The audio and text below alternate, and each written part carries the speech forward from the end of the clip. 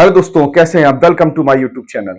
जैसा कि आपको जानकारी है कि हम second chapter electrostatic potential and capacitance discuss कर रहे हैं। आपको ये भी जानकारी है कि बड़े कॉन्सेप्ट और बड़े डीपनेस के साथ चर्चा हो रही है।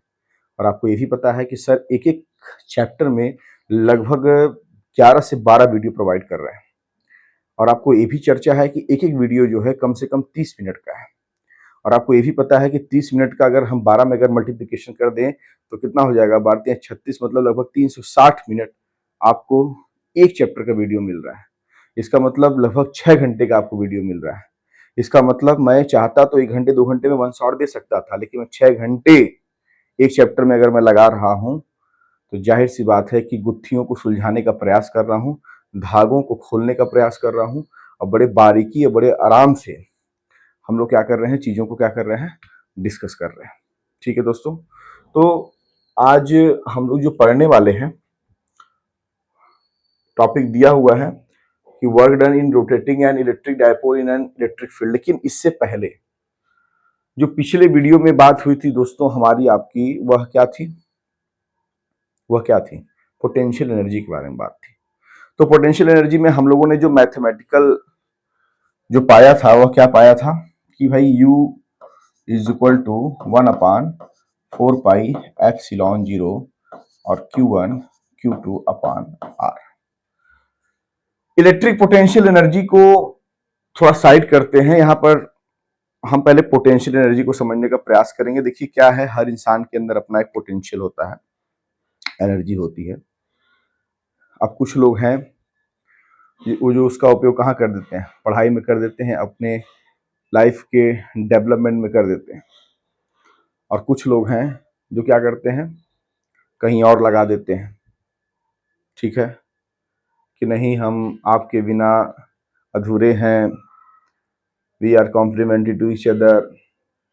व्हाट्सअप रात को 12 बजे उसमें अपना एनर्जी लगा देते हैं। कुछ लोग हैं जो अपना पोटेंशियल, अपना एनर्जी सही डायरेक्शन में लगाते हैं। तो जैसा कि आपको जानकारी है कि जब हम अपनी एनर्जी, अपने पोटेंशियल को सही डायरेक्शन में लगाते हैं तो हम लोग लाइफ में डेवलपमेंट करते हैं।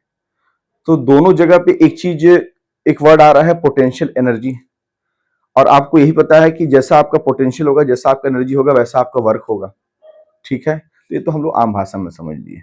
लेकिन जब हम इलेक्ट्रिक पोटेंशियल एनर्जी की बात जब समझेंगे तो वहां पर क्या होती है, वहां पर सिस्टम ऑफ चार्जेस की बात होती है। फॉर एग्जाम्पल दैट, मैं आपको पहले 2 केस लेके चलता हूँ। एक फर्स्ट केस लेके चलता हूँ और एक सेकंड केस लेके चलता हूँ। और इन दोनों केसेस में हम लोग इलेक्ट्रिक पोटेंशियल एनर्जी को समझने का प्रयास करेंगे। ठीक है, चलिए। जैसा कि अगर अभी हम बात करें कि फर्स्ट केस, क्या बात करें, फर्स्ट केस। तो फर्स्ट केस क्या है, एक काम करते हैं, मान लेते हैं कि 2 चार्ज है, एक है Q1 और एक क्या है, Q2। और दोनों के दोनों कहां पर हैं, इन्फिनिटी पे है। कहां पर है, इन्फिनिटी पे। पहला केस। दूसरा केस, इसको मैं जैसे कि मैं आपको बता चुका हूं, लेकिन मैं उसको बहुत अच्छे डीपनेस से नहीं बता पाता, उस दिन समय का अभाव था। लास्ट में हमारी आपकी एक कैजुअल चर्चा हुई है इलेक्ट्रिक पोटेंशियल एनर्जी पे, एक कैजुअल चर्चा हुई है इलेक्ट्रिक पोटेंशियल एनर्जी पे। तो ध्यान दीजिएगा, Q1 एंड Q2 हम मान लेते हैं कहां पर है, इन्फिनिटी पे। और सेकंड केस क्या है दोस्तों, तो सेकंड केस ये है कि मान लेते हैं कि एक चार्ज है Q1 जो कि किसके लिए रिस्पॉन्सिबल है, इलेक्ट्रिक फील्ड के लिए रिस्पॉन्सिबल है। एंड एक चार्ज Q2 है जो कहां पर है, इन्फिनिटी पे। ऐसे ले लेते हैं समझने के लिए। तो एक काम करते हैं, पहले केस फर्स्ट लेते हैं, क्योंकि हम लोग इलेक्ट्रिक पोटेंशियल एनर्जी समझ रहे हैं। तो हम लोग क्या करेंगे, केस फर्स्ट लेंगे। तो सेकंड केस भी आपको समझ में आ गया होगा, आप लिख लीजिए इसको। तो हम लोग केस फर्स्ट लेते हैं। अब मुझे एक बात बताइएगा कि जिससे मान लीजिए Q1 कहां पर है, इन्फिनिटी पे है, और Q2 कहां पर है, इन्फिनिटी पे। और आपको यह भी जानकारी मैं दे दे रहा हूं कि जो Q1 है वह पॉजिटिव चार्ज है और Q2 है वो भी क्या है, पॉजिटिव चार्ज। और आपको मैं ये भी जानकारी दे दे रहा हूं कि जैसा कि आपको पता है कि अगर सेम चार्जेस होंगे तो उनके बीच में क्या होता है, रिपल्शन होता है, और डिफरेंट चार्जेस होते हैं तो उनके बीच में क्या होता है, अट्रैक्शन होता है। ये भी ठीक है। अब एक काम करता हूं कि इन दोनों चार्जेस को पास में लाने का प्रयास करता हूं। क्यों करता हूं? क्योंकि मुझे एक सिस्टम बनाना है। क्या बनाना है? सिस्टम। कैसा सिस्टम? System of charges. कैसा बनाना है? सिस्टम ऑफ चार्जेस मुझे बनाना है। तो मैं काम करता हूं Q1 को और Q2 को पास लाने का प्रयास करता हूं। तो मुझे आप ही बताइए कि Q1 Q2 पे जो फोर्स लगाएगा वो रिपल्सन लगाएगा, मतलब Q1 Q2 को धक्का इधर देगा। Q2 Q1 पे जो फोर्स लगाएगा वो धक्का इसको क्या करेगा, इधर देगा। तो कहीं ना कहीं एक बात समझ में आ रहा है कि दोनों के बीच में क्या हो रहा है, रिपल्सन हो रहा है। और रिपल्सन हो रहा है तो इस रिपल्सिव फोर्स के अगेंस्ट हम इस Q1 Q2 को पास ला रहे हैं। तो कहीं ना कहीं हम क्या कर रहे हैं, हम वर्क कर रहे हैं। हम वर्क कर रहे हैं, समझ में आ रहा है? मतलब हमने क्या किया, एक्सटर्नल एजेंट ने क्या किया, एक्सटर्नल एजेंट ने क्या किया, वर्क किया। कैसा वर्क किया? Q1 और Q2 को, Q1 एंड Q2 को क्या करने में, पास लाने में, नियर पास लाने में क्या किया उन्होंने, वर्क किया। और यही वर्क जो है, यही वर्क डन सिस्टम के पोटेंशियल एनर्जी के रूप में हमको मिलता है। यही वर्क डन, यही जो वर्क डन हमारा है, यही वर्क डन जो हमारा है, यह हमको सिस्टम का क्या देता है, पोटेंशियल एनर्जी देता है। यही वर्क डन देता है। तो आशा करता हूं आपको इलेक्ट्रिक पोटेंशियल एनर्जी समझ में आया होगा। थोड़ा इसको और एक तरीके से समझते हैं, जैसे दूसरा केस। तो दूसरा केस सर ने क्या लिया, आशा करता हूं आपको आ रहा होगा समझ में। और यह जो है आपका दैट इज U बराबर 1/4πε0 Q1 Q2/R। इसका डेरिवेशन मैं आपको करा चुका हूं पिछले वीडियो में। अभी मैं आपको पोटेंशियल एनर्जी पे अच्छे से चर्चा कर रहा हूं। चर्चा तो मैंने किया हुआ है, लेकिन मैं अच्छे से चर्चा करने का प्रयास कर रहा हूं। ठीक है, चलिए बात करते हैं सेकंड केस। सेकंड केस का मतलब मैंने यह कहा था कि जैसे मान लीजिए एक चार्ज Q1 है और यह Q1 चार्ज किसके लिए रिस्पॉन्सिबल है, तो इलेक्ट्रिक फील्ड के लिए रिस्पॉन्सिबल है। और मान लेते हैं कि अनदर चार्ज, एक दूसरा चार्ज कौन है, Q2 है, जो कहां पर है, इन्फिनिटी पे है। इस Q2 चार्ज को एक्सटर्नल एजेंट के द्वारा इलेक्ट्रिक फील्ड के किसी पॉइंट पर ले आया जाता है Q1 के पास, ताकि एक सिस्टम ऑफ चार्ज का निर्माण हो सके। तो मुझे बस इतना बता दीजिए कि यहां पर Q1 है, इलेक्ट्रिक फील्ड डायरेक्शन इधर है, Q2 क्या है, पॉजिटिव चार्ज है, Q1 क्या है, पॉजिटिव चार्ज है।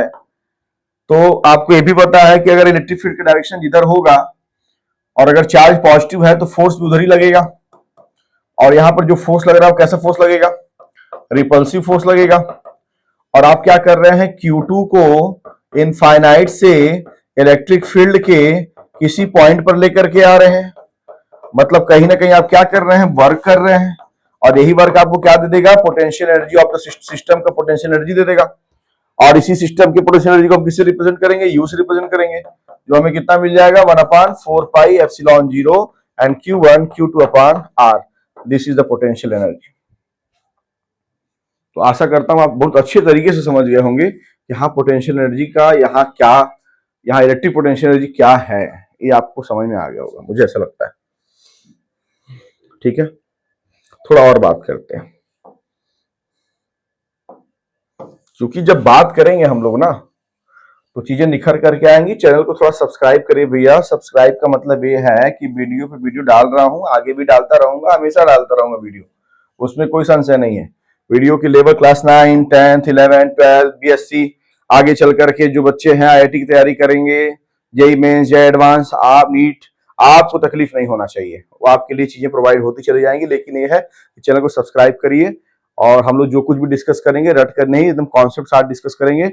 और एक चीज और याद रखिएगा कि सब्सक्राइब से होता है कि जैसे मान लीजिए मैं वीडियो डाला, कभी होता है कि भाई आप मान लीजिए किसी कारण से अगर आप चैनल पे नहीं जा पाए, वीडियो नहीं देख पाए, तो नोटिफिकेशन आप पे बराबर पहुंचता रहेगा कि हाँ फला वीडियो जो है इस चैनल पे आया हुआ है, आप उसको है ना देख सकते हैं। आपको एक कहीं ना कहीं आपको एक नोटिफिकेशन मिलता रहेगा। ठीक है, तो अब हम लोग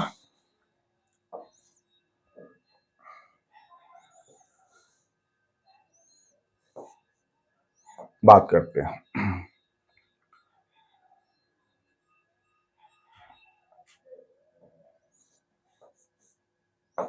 किस पे बात करेंगे कि पोटेंशियल एनर्जी कब इंक्रीज होगी और कब डिक्रीज होगी। पोटेंशियल एनर्जी कब इंक्रीज होगी और कब डिक्रीज होगी। मुझे एक बात बताइएगा कि जैसा कि अभी मैंने जो पहला केस लिया वो लिया था Q1 और Q2 और दोनों कहां पर थे, इन्फिनिटी पे थे, ठीक है। और आपको ये भी पता है कि दो सेम चार्जेस है तो उनके बीच में क्या हो रहा था, रिपल्सन हो रहा था, मतलब कहीं ना कहीं क्या कॉज हो रहा था, रिपल्सिव फोर्स, क्या हो रहा था, रिपल्सिव फोर्स कॉज हो रहा था, ठीक है। और आपको ये भी पता है कि ये जो दो चार्जेस हैं और रिपल्सिव फोर्स काज हो रहा है, तो जब इनको हम पास लेकर के आ रहे हैं तो हम क्या कर रहे हैं, इस रिपल्सिव फोर्स के अगेंस्ट क्या कर रहे हैं, वर्क कर रहे हैं। और यही वर्क हमको क्या मिल रहा है, potential energy of the system मिल रहा है। तो याद रखिएगा कि जब व्हेन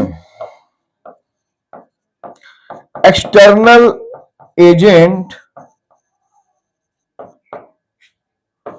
वर्क करे किसके अगेंस्ट, फोर्स के अगेंस्ट, फोर्स के अगेंस्ट क्या करे, वर्क करे। कौन, एक्सटर्नल एजेंट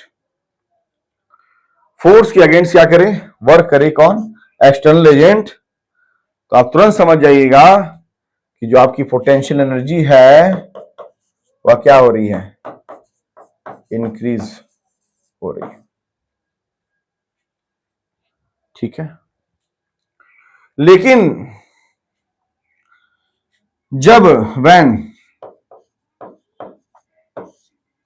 एक्सटर्नल एजेंट को वर्क ना करना पड़े, ठीक है, ना करना पड़े, जो फील्ड है वो खुद ही वर्क करे, तब वहां पर जो पोटेंशियल एनर्जी यू होती है वो डिक्रीज होती है। थोड़ा इसको समझते हैं कैसे। जैसे मान लीजिए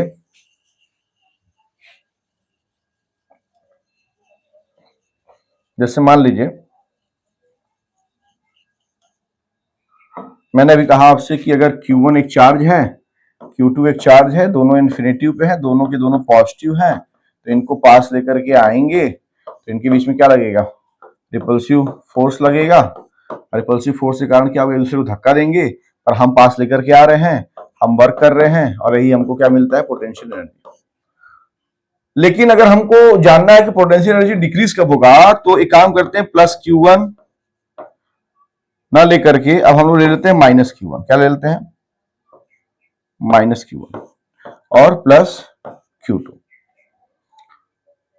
ठीक है। अब मान लेते हैं कि जो Q2 है वह कहां पर है, इनफाइनाइट पे है, और हम ये भी मान लेते हैं कि Q2 कहां पर इनफाइनाइट पे है, और Q2 को हम क्या कर रहे हैं, इस माइनस Q1 के द्वारा जो इलेक्ट्रिक फील्ड प्रोड्यूस है उसके किसी पॉइंट पे लाने का प्रयास कर रहे हैं, मतलब ऐसे लाने का प्रयास कर रहे हैं। और आपको ये भी जानकारी है कि माइनस Q1 है और यह प्लस Q2 है, तो इनके बीच में क्या लगेगा, अट्रैक्शन लगेगा। तो इसका मतलब ये हुआ कि अगर एक्सटर्नल एजेंट लाने का प्रयास कर रहा है तो उसको कोई वर्क नहीं करना पड़ रहा है। क्यों, क्योंकि माइनस और प्लस एक दूसरे को क्या करते हैं, खुद ही क्या करते हैं, अट्रैक्ट करते हैं। ये माइनस Q2 को तो खुद ही खींच रहा है, तो हमने वर्क कहां किया, वर्क तो तब होता ना कि जब Q1 क्या करता, Q2 को बोलता है तुम हटो, और हम उसके अगेंस्ट लेकर के आते तो वर्क होता। लेकिन यहाँ Q1 खुद ही बोल रहा है कि Q2 को कि आओ। क्यों, क्योंकि भैया आप हम क्या है, अपोजिट हैं, ठीक है, आप हम क्या है, अपोजिट हैं, आइए मिला जाए, बात किया जाए, परिवार वाले सहमत हो जाए तो ब्याह किया जाए, शादी किया जाए, है ना। बात समझ में आ रहा है कि नहीं आ रहा है, ये हाल है। जब ये हाल है तो यहाँ पर क्या है, Q1 खुद इनवाइट कर रहा है Q2 को, क्योंकि ड्यू टू अपोजिट साइन, तो यहाँ पर वर्क करने की जरूरत नहीं पड़ रही है। तो यहाँ पर वर्क कौन कर रहा है, यहाँ पर वर्क कौन कर रहा है बताइए, यहाँ पर इलेक्ट्रिक फील्ड वर्क कर रहा है। इसका मतलब जो पोटेंशियल एनर्जी है यहाँ पर क्या होगी, दैट इज अ डिक्रीज होगी। क्या होगी? पोटेंशियल एनर्जी क्या होगी? डिक्रीज होगी। ओके, तो आशा करता हूं आपको समझ में आ गया होगा कि पोटेंशियल एनर्जी कब इंक्रीज होगी, पोटेंशियल एनर्जी कब डिक्रीज होगी। ठीक है, जब आप इतना समझ गए तो एक वर्ड लिखा हुआ है कि work done in rotating an electric dipole in an electric field. ठीक है, तो वर्क डन पहला वर्ड है, वर्क डन मतलब डब्ल्यू, इन रोटेटिंग मतलब रोटेट वाली बात है, अच्छा, एंड इलेक्ट्रिक डायपोल की बात है और इलेक्ट्रिक फील्ड की बात है। तो इसमें यहां पर एक चीज ऐसे समझ लेते हैं कि कोई इलेक्ट्रिक डायपोल है, कोई इलेक्ट्रिक डायपोल है, तो भैया इलेक्ट्रिक डायपोल होता कैसा है? तो आपको पता है माइनस क्यू प्लस क्यू, इनके बीच का डिस्टेंस हम क्या ले लेते हैं? 2a या 2l ले लीजिए। उसके बाद क्या हो गया? स्मॉल डिस्टेंस होता है, ये क्या हो गया? इसका मिड पॉइंट हो गया, मान लेते हैं इसका नाम है m, ये वाला हो गया l और ये वाला l हो गया, और ये आपका हो गया डायपोल। अब यह जो इलेक्ट्रिक डायपोल है यह प्लेस्ड, प्लेस्ड मतलब रखा गया है कहां? इन इलेक्ट्रिक फील्ड। कहां रखा गया है? इलेक्ट्रिक फील्ड में। और आपको ये भी पता है कि इस इलेक्ट्रिक डायपोल के पास क्या है? दो चार्जेस है। कौन कौन से? माइनस क्यू है और प्लस क्यू है। तो जाहिर सी बात है कोई भी चार्जेस जब इलेक्ट्रिक फील्ड में रखा जाता है तो वह फोर्स का एक्सपीरियंस करता है। और आपको यह भी पता है कि हमें यहां निकालना है कि work done in rotating an electric dipole in electric field. तो इसका मतलब हम ऐसे समझ लेते हैं कि जैसे मान लीजिए यह इलेक्ट्रिक फील्ड को मैं ऐसे रिप्रेजेंट कर रहा हूं, ठीक है, और ये मान लीजिए क्या है आपका? इलेक्ट्रिक डायपोल है minus Q and plus Q, और ये हो गया आपका m, ये हो गया l हो गया। अब क्या है कि इस पे फोर्स लगा और ये क्या हो गया? ऐसे हो गया, माइनस क्यू प्लस क्यू, मतलब अपने इक्विलिब्रियम पोजीशन से क्या हुआ?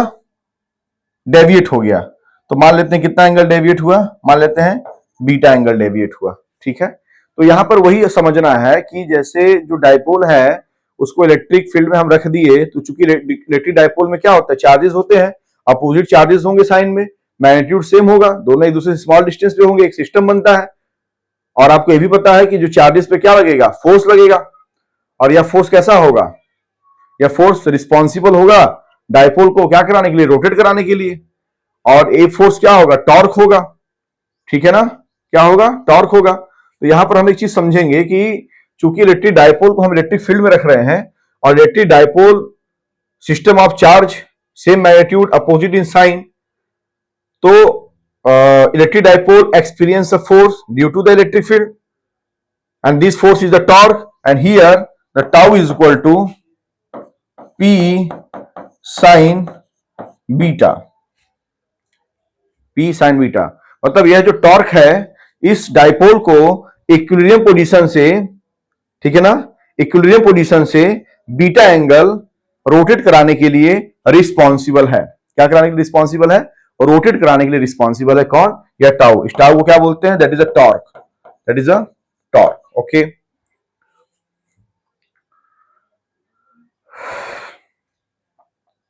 अब थोड़ा सा हम बात करते हैं, क्या बात करते हैं?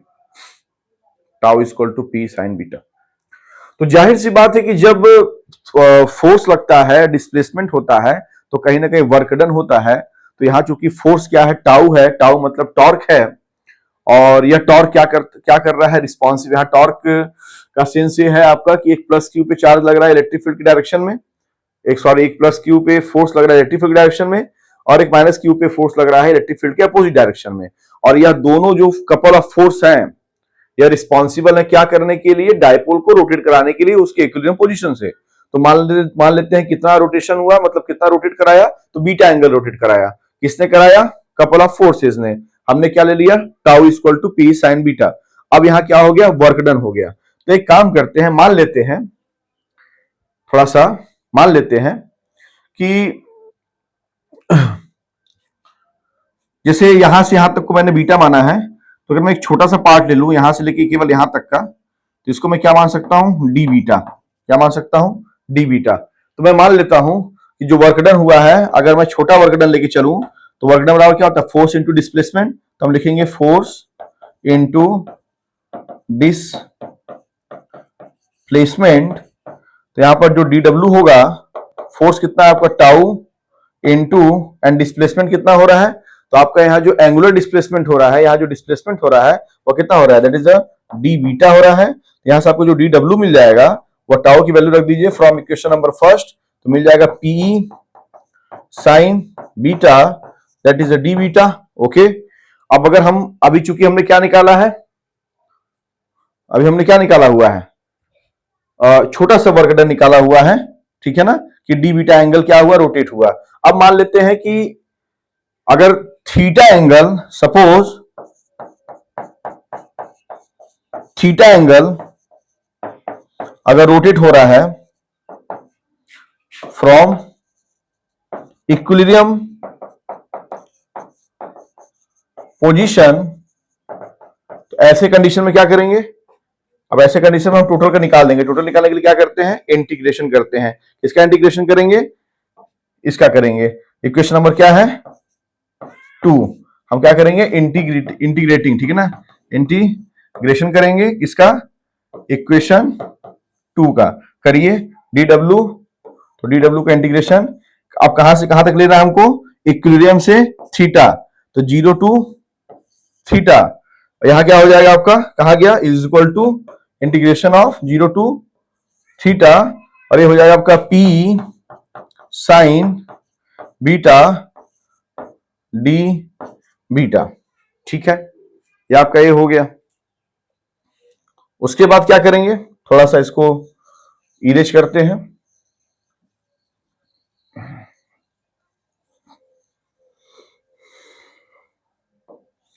अब हमको चूंकि डी डब्ल्यू है उसका हम इंटीग्रेशन कर रहे हैं, तो हमको टोटल वर्क डन मिल जाएगा W is equal to P को बाहर निकाल दीजिए, तो अंदर बचा क्या, इंटीग्रेशन ऑफ 0 एंड थीटा, क्योंकि हम जो निकाल रहे हैं वो कहां से निकाल रहे हैं, 0 इक्विलिब्रियम पोजीशन से कहा थीटा तक का निकाल रहे हैं।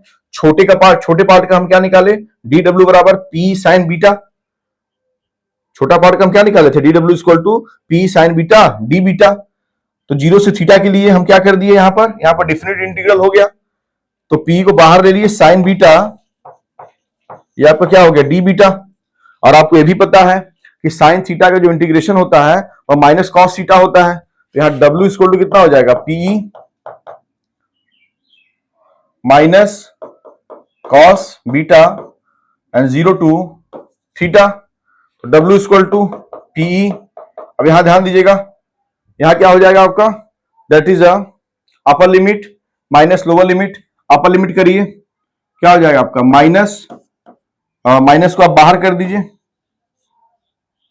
माइनस को आप क्या कर दीजिए, बाहर कर दीजिए, तो यहां हो जाएगा cos theta and minus cos 0 degree, तो डब्ल्यू इक्वल टू हो जाएगा minus P cos theta minus cos 0 की वैल्यू 1, माइनस अंदर कर दीजिए, तो W equal to P bracket में 1 माइनस कॉस थीटा, ये आपका क्या हुआ, वर्क डन किसने किया, कपल ऑफ फोर्सेस टॉर्क ने, क्या करने के लिए, डायपोल को इलेक्ट्रिक फील्ड में उसके इक्विलिब्रियम पोजीशन से थीटा एंगल रोटेट कराने के लिए, ठीक है ना, क्या हुआ वर्क डन, तो work done W equal to P 1 minus cos theta. Okay,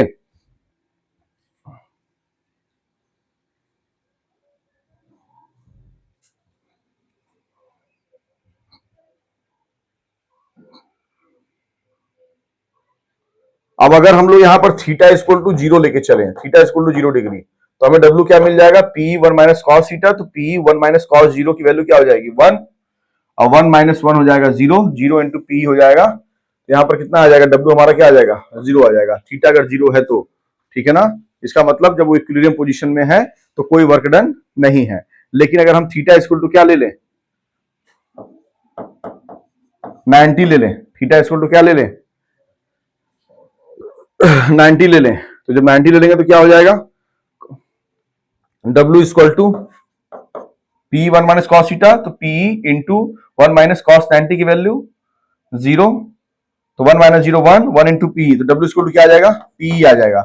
अगर आप थीटा बराबर क्या ले लें 180 ले लें, तो थीटा बराबर 180 कितना हो जाएगा, W equal to P 1 minus cos 180, और यहां से क्या हो जाएगा, W equal to P 1 minus cos 180, तो कॉस 90 प्लस 90, और कॉस 90 प्लस थीटा कितना हो जाएगा आपका माइनस साइन थीटा, और माइनस साइन थीटा मतलब माइनस साइन 90, और माइनस साइन 90 मतलब कितना हो गया -1, और माइनस माइनस कितना हो जाएगा प्लस, तो +1 आ जाएगा आपका। तो यहां कितना आ जाएगा 2PE।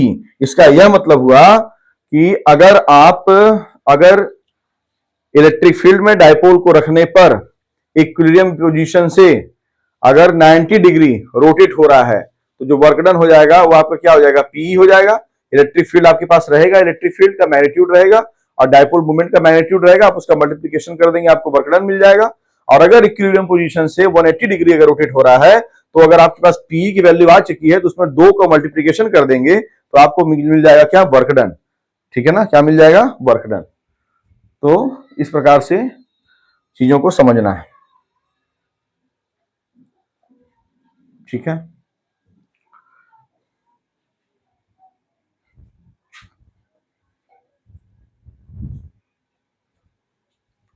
ठीक है दोस्तों, नेक्स्ट वीडियो में हम लोग और अच्छी चीजों से मिलेंगे। चैनल को सब्सक्राइब करिए, सब्सक्राइब करिए, सब्सक्राइब करिए। जय हिंद।